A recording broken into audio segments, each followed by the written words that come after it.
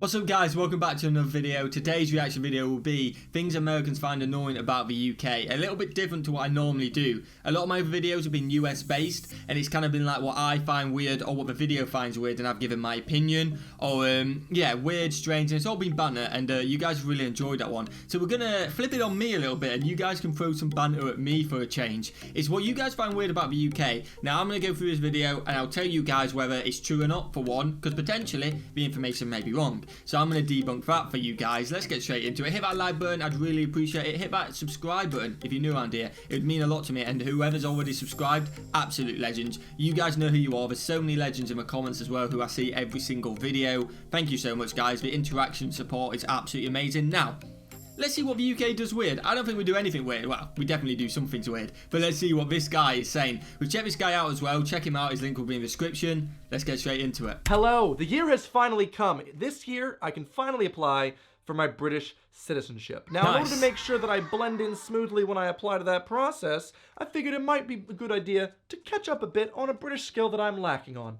Okay. Complaining about things. Oh, it's too hot. Now yeah, it's makes too sense. cold. The sky's always rainy. God, that sun. I've been living here long enough to find so many different things just annoying that maybe you guys just haven't picked up on because you're just used to it. So without further ado, let's dive in. I don't know if you can miss something if you've never had it before, so maybe that's why no one here seems to care. Where are the water fountains? How do you mean?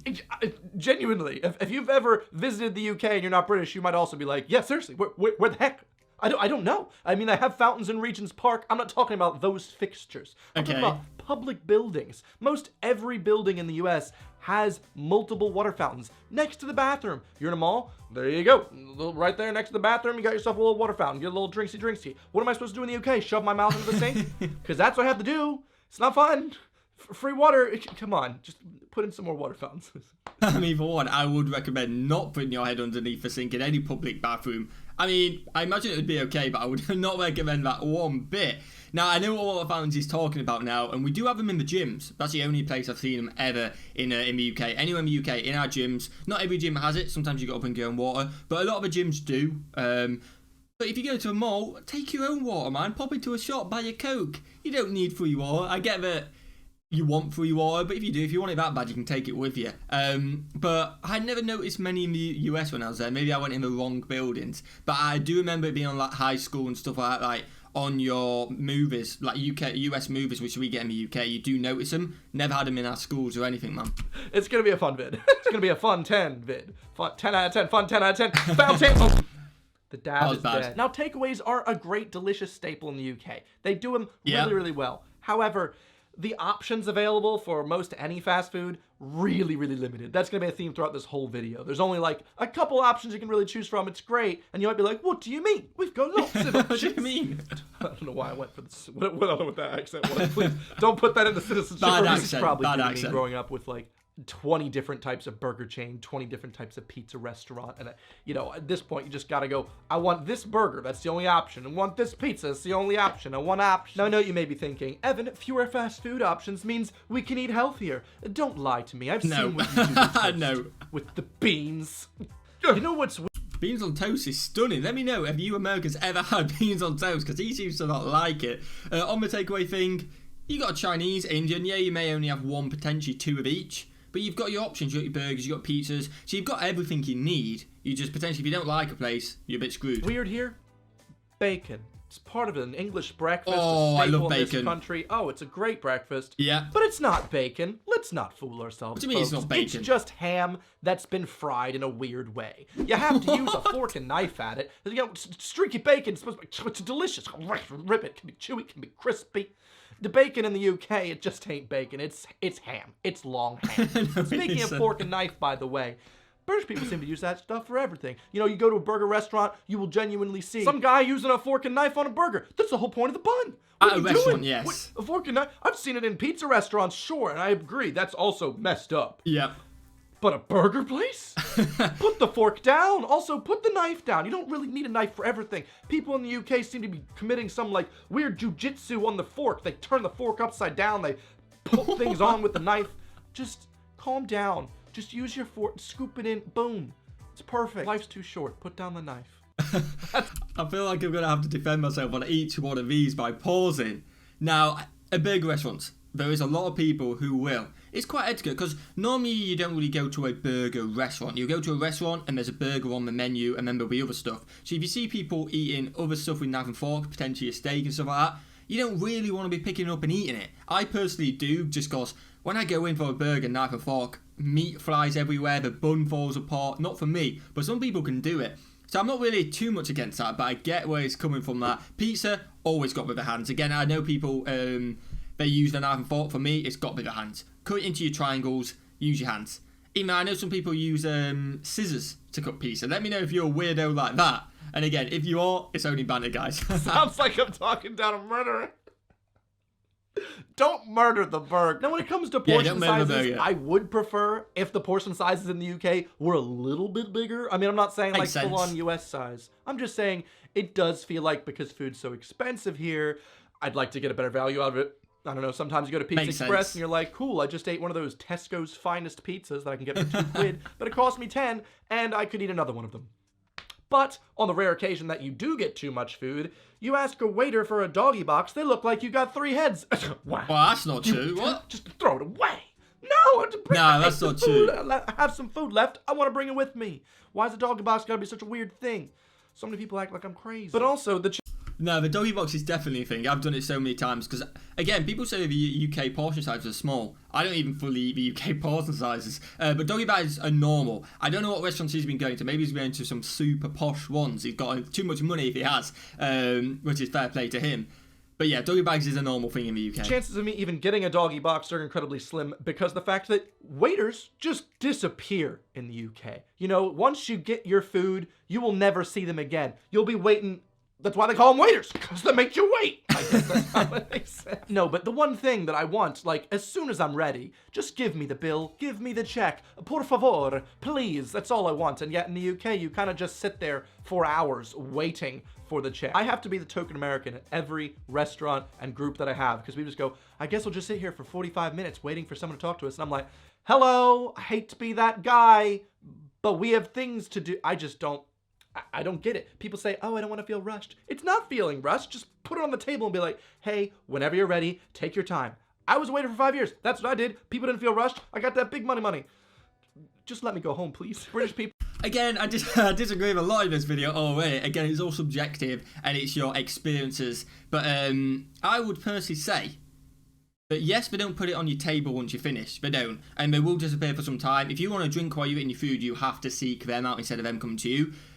Because at the end of the day, you're eating food, you don't want to be disturbed too much. But the whole bill thing, if you want to go, you ask them. You can put your hand up, you can go to the bar if you really wanted to. Ask for a bill, it takes an extra 5 seconds.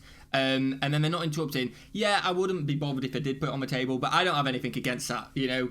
If you want to take your time, not be rushed, and just eat and have a chat once you finish your food, you can still have a chat. And then you ask for the bill when you're ready, instead of feeling like you're being pushed out and rushed, potentially.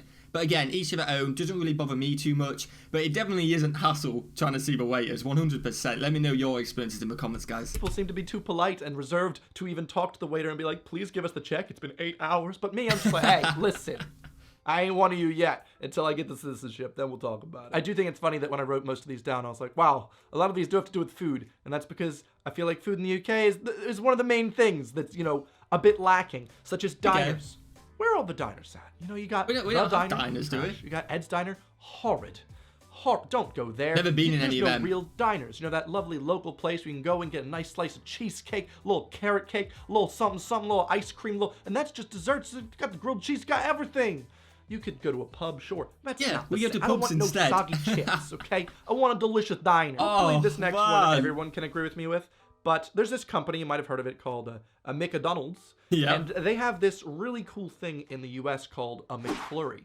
And it's where ice we do cream too. And whatever topping you choose gets mixed throughout, and you have this delicious treat. And in the UK, they have this thing called a McPlop, because they just throw the ingredients on the top and go, have fun, mix it yourself. What? Porque? I don't know why Spanish is coming out. The spoon that comes with your McFlurry literally is a hole for the machine to spin and mix. In the UK, they just don't care. They're like, here you go. By the second bite, you're done. You've run out of Oreos. You just got ice cream. If I wanted a tub of ice cream and Oreos, I could have bought that from the store. I wanted you to flurry it, man. This is definitely a first world problem, but also, how has no one else complained about this? I genuinely think people in the UK think this is normal, and that's how a McFlurry is supposed to be. It is not. You need the Oreos mixed throughout.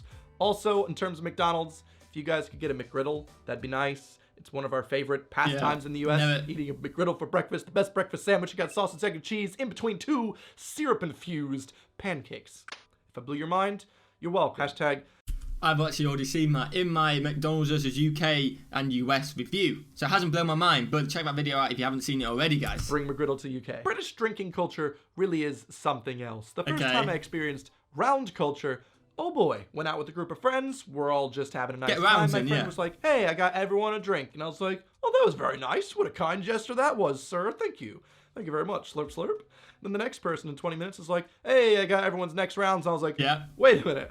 I see where this is going. I don't necessarily want to pay for everyone's drinks. I don't even want this one. I'm not a binge drinker here. I'll have 1 or 2 drinks max. And therefore, I find that round culture and buying your entire group drinks does encourage you to stay out and just drink more and more. Oh, 100%. I don't like that. I like to drink until I'm like slightly tipsy and then I'm like, hey, that's good. I don't want to spend 50 pounds a night going out drinking. That's just not my thing, okay? So I ended up giving the guy the money for the first round because I was like, I'm sorry, I can't be involved in this. I felt like a party pooper, but also, geez, I'm not made of money here. The amount of money it costs to buy a pint in London anyway, you might as well just buy a big bottle of liquor and just drink at home with your friends. Have a party.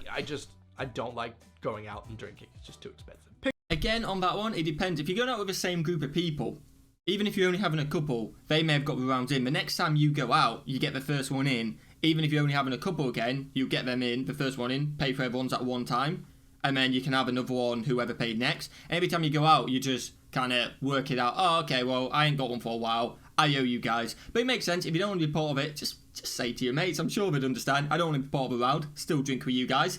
I would get my own drinks. It's not the end of the world. But yeah, that is quite big over here. We literally just, you got a group of mates, you go to a bar, get a round in, next person will go. And it definitely does encourage drinking if you're out for a while. Because as soon as that one person has finished their drink, even if you guys are all halfway through yours, they'll go and get a new round. It's like, oh shoot, we've got to quickly drink up. So I get what he's saying, but just don't be part of a round if you don't want to. So it's my first week in the UK. I need to buy some groceries. So I pop over to the local Lidl. After I'm done getting all this stuff and she rings it up, she's now like, here you go, it's £20.30. I'm looking to my right. You know what's missing? The bag boy. Where's the bag boy? Who's supposed to... No one's been bagging? You want me to pay? Well, and then bag at the same time? There's 2 people looking at me like, who is this boy? He's clearly has a weird accent. What? Bag it yourself, you don't know what man. You're missing, okay? In the US, we have bag boys for most everything. I'm just so used to going into my local Acme or ShopRite, you buy your stuff, and while they're ringing up, there's a bag boy at the end that's constantly bagging things. Oh, wow. So by the time you're done paying, you can just go out with your bags. It's convenient.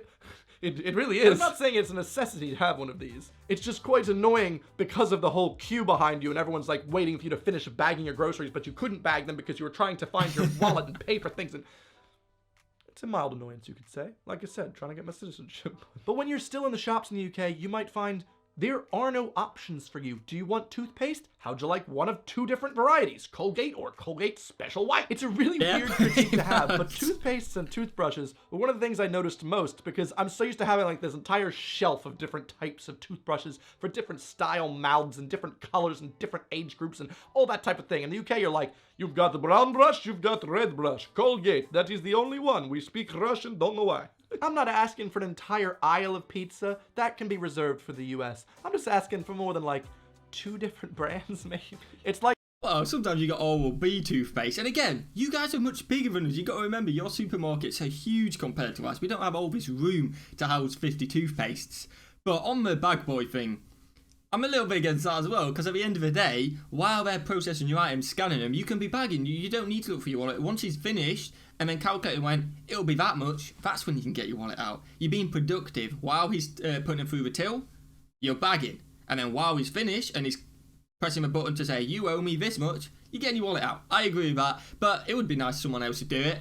But it just seems like a pointless job to me. Let me know what you guys think. Like that with everything in the store, though. I guess it makes shopping easier, less decisions. One thing that really annoys me about the UK is the government have put things in place to block certain websites, and it's just so silly. I'll be trying to visit a website, and I'll have this thing come up that's like, hey now, UK government has blocked this website. You're not allowed to visit it. Okay, it's 2020. You think no one knows how to use a VPN? Thanks, China. I'm okay. Yeah, I've never had that. Is it free country? Guess not. You know, gotta fight for my freedom just to visit streaming websites. This is the part of the video where I should probably naturally plug that VPN sponsorship, but I'll save that for a future video. I've heard a lot of English people very much hate US customer service, and they say that the people are way too up in their faces and things. I can understand that, but personally, I like my customer service somewhere in between British Urban Outfitters employee and Lush employee, where, you know, you're just walking around outside the store and an employee will be like, hi, I saw you looking at the ground. Would you like to try our ground coffee scrub?